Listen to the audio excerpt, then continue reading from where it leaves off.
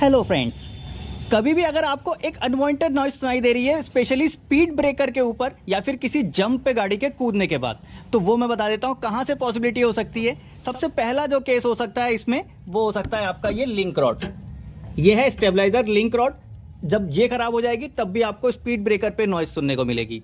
दूसरा ये होता है आपका शॉकर माउंटिंग। शॉकर माउंटिंग खराब होगा, उस केस में भी आपको स्पीड ब्रेकर पे खट से आवाज आएगी, मेटल टू मेटल टकराने जैसी। थर्ड, अगर शॉक एब्जॉर्बर खराब है, उस केस में भी आपको ऐसी नॉइस आएगी। और उसके बाद एक लास्ट, ये बॉल जॉइंट जब खराब हो जाएगा तो उस केस में भी आपको यही स्पीड ब्रेकर वाली नॉइस आ सकती है।